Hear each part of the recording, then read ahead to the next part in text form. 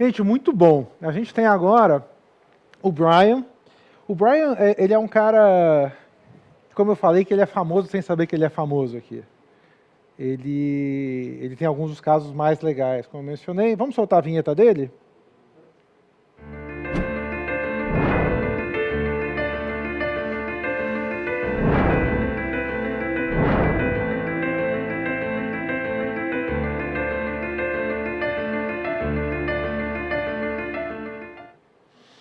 Muito bom. Hi, Brian. How are you? Bom dia, Conrado. How are you? I'm fine. I just told everyone what I told you the other day we talked on the phone, that you are famous here, but you don't know that you are.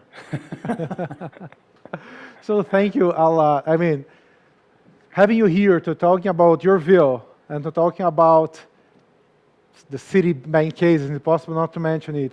And specifically, I guess you have a pretty interesting year at AstraZeneca the last year. So having you to share all of this with us, it's amazing. Thank you a lot. And I'm going just to talk to them a little bit. Eu vou falar um pouquinho em português com o pessoal, depois eu volto. Gente, então assim, só para contar quem que é o Brian Murphy, ele é Head Global de Aprendizagem da AstraZeneca desde maio de 2019, um foco muito grande em criar uma cultura de lifelong learning e de learning agility, né? Antes disso, ele foi o Head de Aprendizagem do Citi, onde ele teve essa iniciativa global de impactar mais de 200 mil funcionários em 100 países para fomentar um pouco o aprendizado no ambiente de trabalho, workplace learning. Então ele vai falar agora de uma palestra chamada Re-imaginando a Aprendizagem como Trabalho. Mas tem uma missão para vocês durante a palestra. Logo na sequência, a Debbie vai voltar comigo aqui e a gente vai conversar com a Raquel, que é Head de Desenvolvimento e Atratividade do Banco Itaú. Então, o nome dessa sessão vai ser Ask Me Anything, pergunte o que quiser. Então, já vai pensando, baseado no que você está ouvindo, o que você gostaria que a Raquel falasse para a gente, para ficar 15 minutinhos com a gente aqui. Então, foco no Brian, pensa um pouquinho no que vocês querem perguntar. So, Brian, we are more than ready to listen to you and your view about L&D. Again, thank you for being here. Well, thank you, Conrado. Thank you, everybody. Thank you to all my friends in Brazil. This is a really cool event. Done with real Brazilian style. I'm really impressed with, and really grateful to be invited. So thank you very much. I guess I've been introduced, but really quickly, I head up learning for a company called AstraZeneca. And before that, I worked for a bank called Citibank. So today, I really wanted to share with you guys, some of my thoughts around why I think learning is the future of work. That's a big statement, but I think it's true. And I think this conference really is evidence of this. And I'll share with you some of the work we've been doing at AstraZeneca, but also at Citi beforehand. And I hope it's helpful for everybody as we tell our story. So today I'm going to talk a little bit about AstraZeneca, not a lot, but just a little bit. I really want to get into a conversation though about why this is important, why we have to reimagine learning as work, as the new work, and what response is required of all of us, because this is the best time to be an L&D professional. This is our time, and we have to take the opportunity. So I hope to have a conversation about that. And lastly, I want to share some of the actual practical work, some of the things that we have done on the ground in these companies. First of all, I want to be humble because I don't have all of the answers, and I'm pretty sure there are people in this audience who know more about some or all of what I'm about to say. So I offer the following with full humility and in that spirit. So AstraZeneca, you may have heard of us recently. We're a life science organization, and we're actually not a vaccine company, but we have become a vaccine company in the last year or so. We have about 76,000 employees around the world. Our COVID vaccine, which was developed very, very quickly with our partners in Oxford, has been approved and adopted in over 50 countries. And our medicine pipeline, which is really the heartbeat of our science organization, is really strong. So we have a lot of fantastic medicines to help our patients coming through our production, our R&D pipeline. And we're based in Cambridge in the UK. We're headquartered in the UK, but we're a Swedish UK company. but we have offices all around the world. These are our research and development centers, and we're very proud to be in Brazil and to have a great business in Brazil as well. So, really to start to get into why I think it's important that we reimagine learning and why this is our time. Well, the rate of change is unprecedented. This actually is 10 years old, this graph. It shows the acceleration of growth in technology. And even in the last 10 years, that has gone even steeper, right? But it's not just the pace of change, it's the type of change. It is disruptive change to our businesses and to our lives. And I guess the last 12 months has never been more true. Heather McGowan, I'm sure many of you know of her work, covers this in a really interesting way because she talks about the fact that we're at an inflection point. In fact, I think we're past that inflection point. And that is, in the past, you could be educated, you could be a store of knowledge, and what you learn was very important because then you could be the expert. In the future, because of the ubiquity of information and connectivity, and the fact that a piece of knowledge the value of that piece of knowledge is actually quite low, and the half-life is so short, it is all about streaming knowledge to develop learning agility. It's all about how easy it is for us to unlearn, relearn, and learn again. And so this is a really important principle around why we have to focus less on what we learn, but more on how we learn. And that requires a different role for L&D. This is normally how long a vaccine takes, 10 to 15 years. And this is how long it took Oxford and AstraZeneca, less than a year. And that has meant an organization having to unlearn and really rethink what convention is. I just thought I'd share that to you because it's something we're very proud of, but it also has pushed us to really outside of our comfort zone as a company. So that is the why we have to rethink. And I think most people here really get this, right? I wanted to talk about what I feel strongly is the response that's needed. So in AstraZeneca, like everywhere else, we have a growth strategy. We have the changing nature of work. We have future capabilities, and really, the talent, the value proposition for talent is evolving. And so how we help people grow is important to our business, but also critical to attracting and retaining top talent.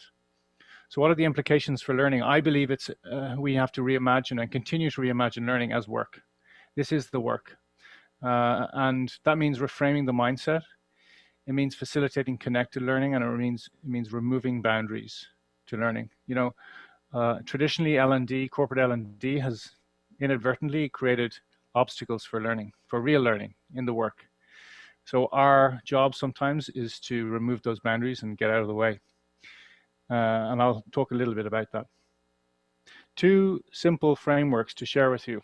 This one is about shared ownership for learning. It's really straightforward, but I think it's really important. In corporate learning, sometimes there's the temptations to feed people, to give them stuff. And we have to stop doing that.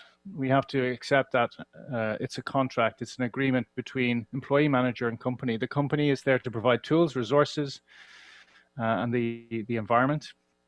The manager is there to guide, support, coach, and give feedback. And all of us as employees have to really drive our own development and make learning part of what we do. The second framework of 2 that I want to share with you is the 3 E's. Many of you will know about the 70-20-10 model or the 3 E's model. I prefer the 3 E's because I think the numbers are unhelpful. And this 3 E's model is a really simple framework to help explain a learning culture in a broadest sense, and how learning happens every day in the flow of work. And it's not just owned by L&D, it's not just owned by the organization, it's owned by every individual and every team, and then at the collective level. So I'm going to play a short video which shows how we explain and how we talk about the 3 E's within AstraZeneca to our people to help them and empower them to learn every day. So if we could play the video, please. With so much happening in our world, keeping up can be a challenge. But what if keeping up isn't enough? At AstraZeneca, we know that to deliver the medicines patients need, we have to seek out and embrace change. It's why, for all of us, learning has never been more important. And the great thing is, we're already learning, every one of us, every day. But with so much going on in our lives, we don't always notice when we're learning. In fact, studies have shown that as much as 90% of our learning moments happen as part of our daily life. Of course, the best way to make the most of these moments is to recognize them when they come our way. The good news is there's only 3 things we need to look out for, and they all begin with E. Learning moments can happen when we think about the experiences we've had. They happen when we look back on an experience we've had in the past, or a task we do every day, and consider how we could do it differently and better next time. And they happen when we push ourselves outside of our comfort zone to actively seek out a new challenge or take on a task for the first time. Every time we reflect on what we've done, how we did it, and then take an action to do it differently next time, that's learning through experience. Learning moments can also happen when we have exposure to other people and their ideas. They happen when we tap into our network of friends and colleagues for advice on a tricky problem, or when we sit down with a team member to chat through a challenge they're facing. And learning moments happen when we get that great bit of feedback that makes us stop and think about new and improved ways of working. These are moments when we learn through exposure. And finally, there's education. Those formal moments when we set out to learn something new. Digital technologies now mean that we have more opportunities for education than ever before. Whether at home, at work, or on the go, formal learning moments can happen when part of a virtual classroom, working together to learn a new skill, or by ourselves to gain an important qualification. And when we listen to a great new podcast or TED Talk that sparks a thought we just couldn't wait to try out with our team. These are the moments we learn through education. Together, they form the 3 E's of learning. And whether we're facing a big learning curve as we start a new role, or we want to make a small but impactful change, the 3 E's can help. Of course, there's no such thing as a one-size-fits-all approach to getting this right. We all need to find our own combination of 3 E's to make the most of our everyday learning moments. And wherever you're from, whatever you do, when you find it, you'll be ready for the future. Whatever it holds. That's learning for life.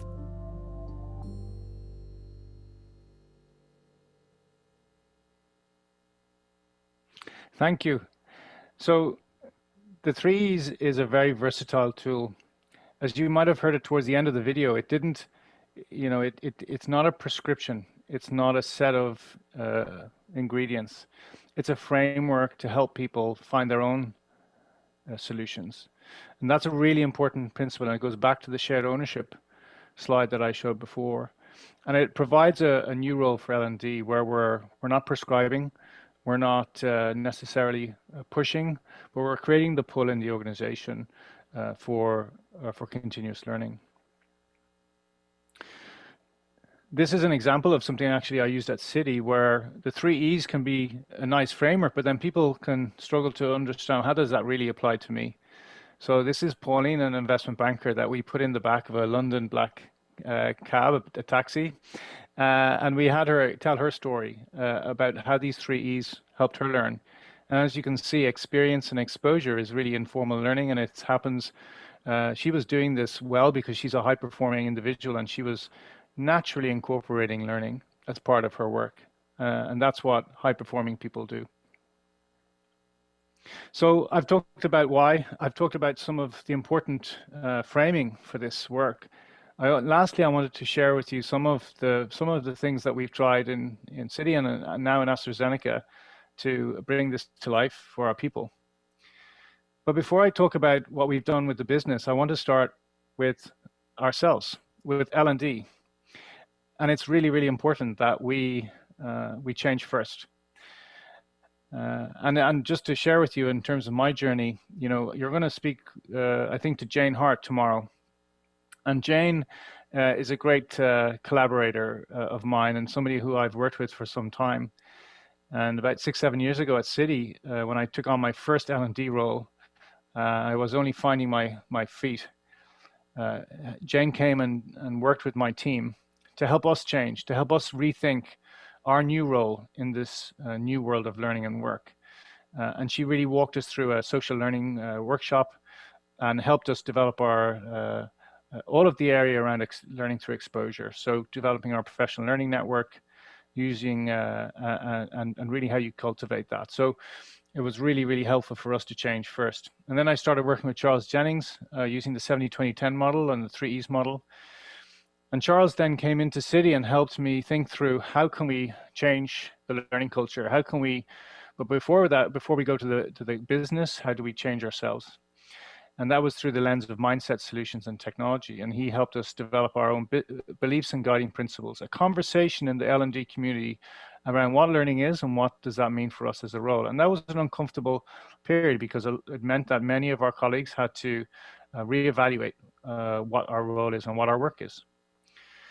We also did some formal education in order to adapt a more nuanced view, a more modern view of learning. And this was an important staging post for the new approach. And lastly, we had to equip our business-facing L&D colleagues with the right tools and resources so they could engage with the business in the right way, thinking about workplace learning, not just formal training.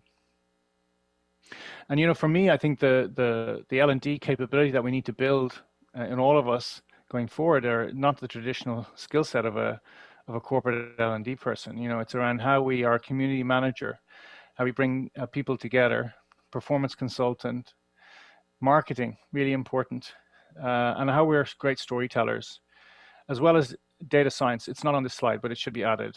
Data and science is really, really important as well.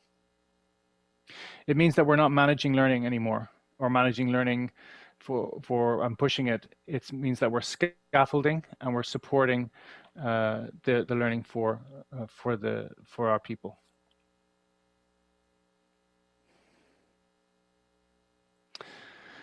So once we've changed ourselves and we're helping ourselves, you know, get ready for the new approach, then obviously we can help the business in the corporate setting. And one of the things that I've tended to do in my both of these organizations is think about campaigns, learning campaigns, but think of them purpose-led. So how does learning link to the overall goal and intention of the organization? And at Citi, you know, we had the Be More initiative, which was really a behavior change and engagement change around learning, very successful. And at AstraZeneca, we have a similar but slightly different initiative called Learning for Life. What I want to do now is play another short video just to explain what the Learning for Life initiative is and how we've introduced it to our people at the company. So if we could play the video, please.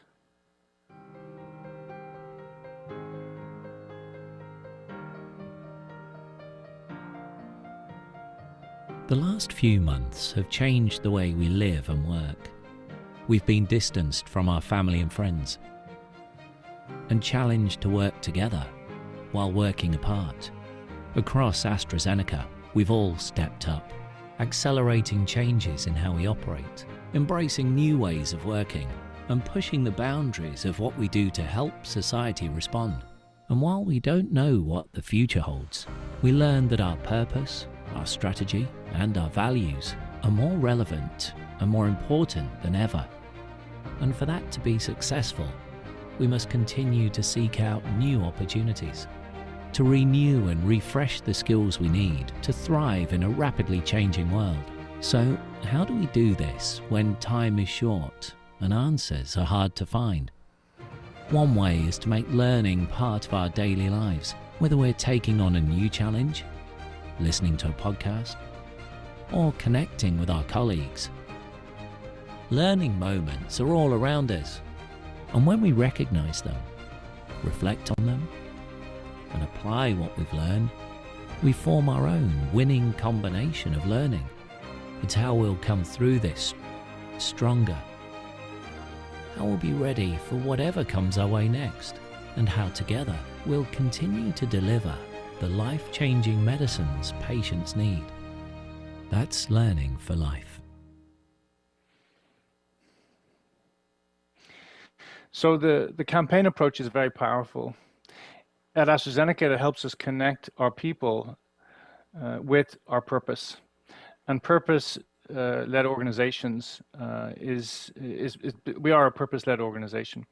So really understanding and helping to cultivate a conversation in the company around how learning is the driver and the power behind that purpose, individually and collectively. Tapping into that is phenomenal. It also moves us into a different space as an L&D community. We're in the business of building community and connection, and creating a movement for change in the company.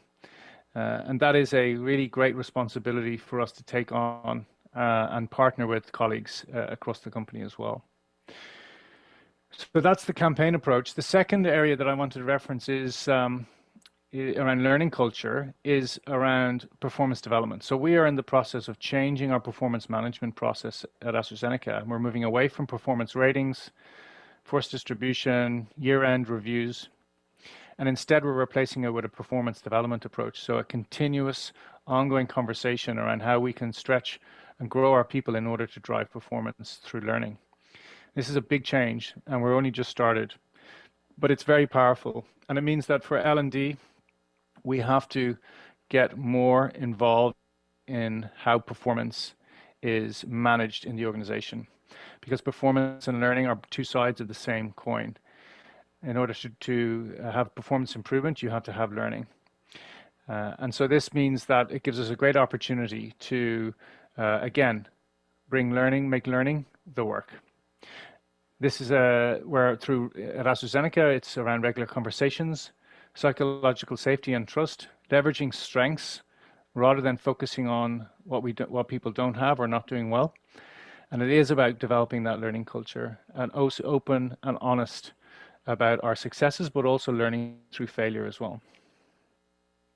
The last of these things that I want to focus on today is to share with you a little bit of work that we've done at AstraZeneca around what we call the AZ Learning Trial. And it's a behavioral science experiment that we've done. Basically, I've talked about informal learning, the experience and the learning through exposure or networks. Sometimes it's very hard to measure that. It's very hard to explain why this is so important, even though anecdotally we know that to be true. So we decided to, as a science organization, the L&D team, we decided to get scientific. So we carried out our first ever learning trial where we wanted to prove that it was possible to develop a learning habit over 30 days, or the beginnings of a learning habit over 30 days.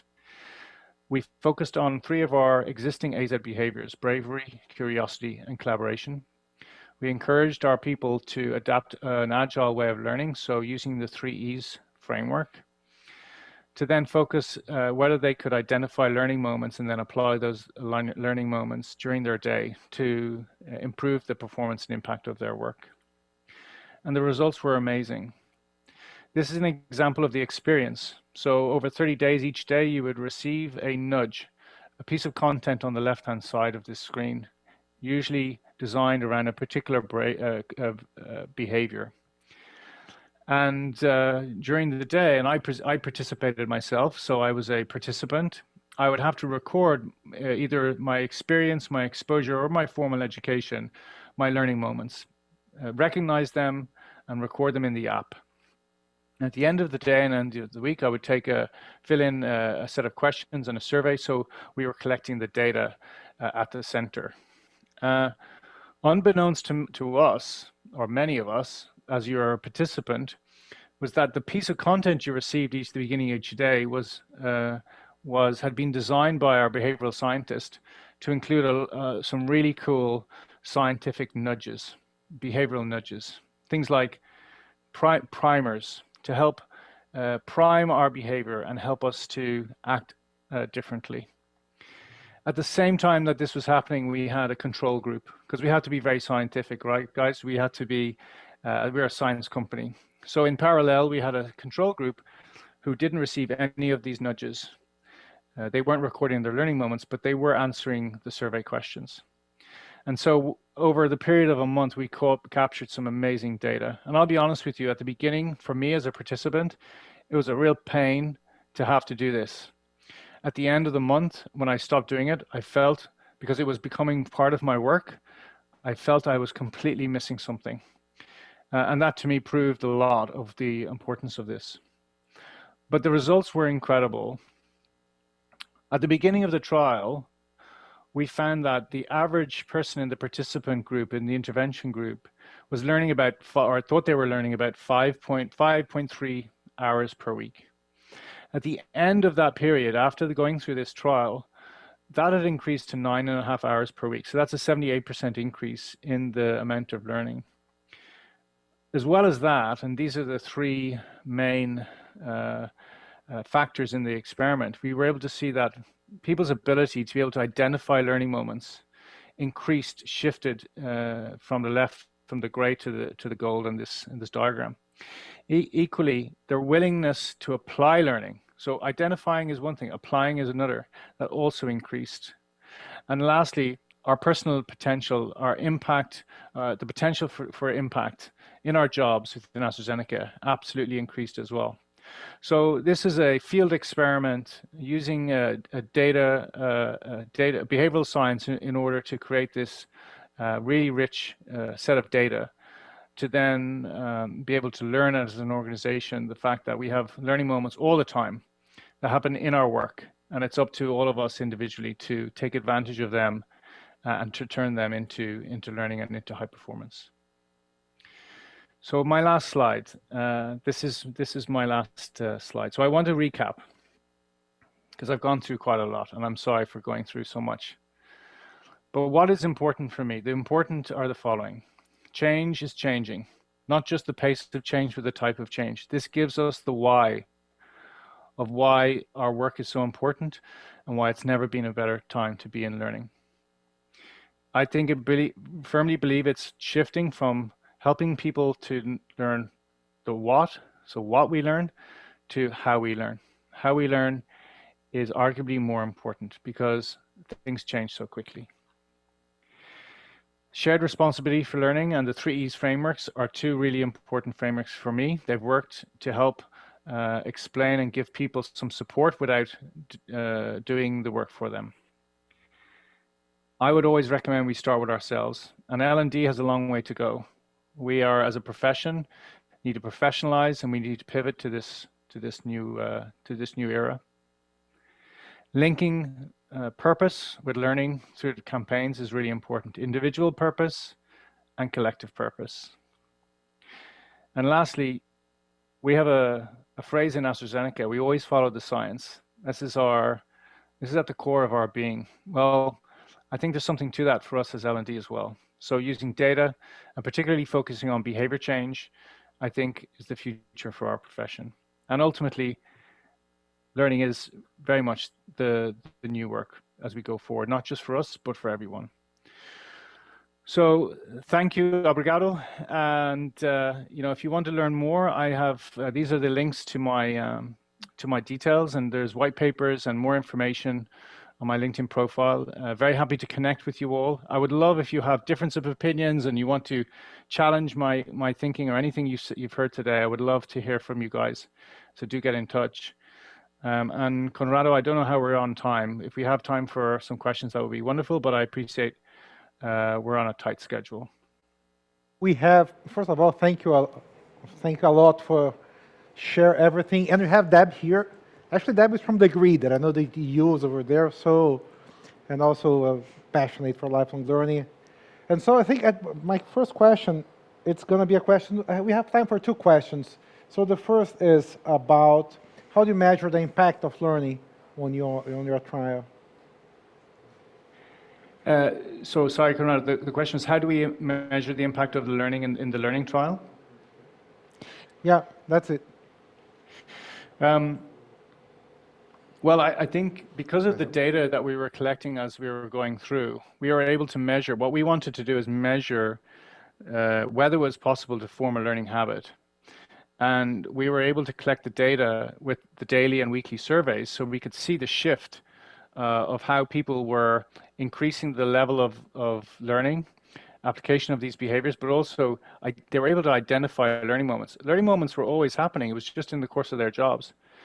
But they were able to increase the numbers and the type of learning moments. The other thing we saw is that the mix of learning moments. So at the beginning, most people were identifying education, formal learning moments. As the weeks went on, people got better. They increased their learning agility. They were better at identifying learning through experience, through our daily work, and also exposure through our connections and network. So we could see the maturity develop as well. So ultimately, we were looking to see if we could measure those increases because of the nudges and the experience that people were going through. And that's how we measured the success of the trial. Awesome. Thank you, Brian. And I have one last question before we move to the next session. First, thank you so much. It's a pleasure to be here with you. We at Degree are so proud to be partners with you in this journey. But we were listening to Nigel Payne, and he said that we don't need to go from one extreme to another. So what I mean by that is we can start somewhere. That's what he said. So I want to ask you now, what is the first step that everyone that is listening to you can take today to start this movement of a learning culture? Yeah, it's a great question. It's a great question because, as Nigel will have said, you know, many of us work for organizations, and it's not like you're starting from a blank piece of paper, right? Like you're not starting from fresh. So I think you have to meet people where they're at, right? And I think using Learning Maturity Map is a very good way of doing that. Let's figure out where we are and where we want to get to.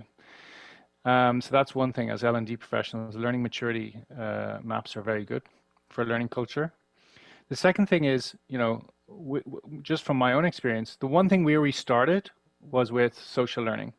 We started, let's get good at doing some social learning ourselves, and then with our business. So we became community managers and connecting communities of colleagues who had similar interests, whether that be around leadership development or digital capability, whatever it might be. We started playing a role of connecting and facilitating sharing of learning in that area. That's a really simple and practical way to support that. And particularly then you end up going to where the energy is and going to where people are interested in doing this, and then you get some momentum, and that's where you start. So that's just a practical way of, you don't need a lot of resource to do that. You don't need a lot of money to do that. That's using the enterprise technologies that you already have, that we already use in our lives to facilitate connection and sharing. Perfect. Awesome. Thank you so much for being here with us. We really appreciate it. It's been a pleasure to chat with you. And I think everything you said is just so doable. So I'm sure like people are taking notes as we go. Thank you, Brian. My pleasure. Thank you so much. Thank you. Bye-bye.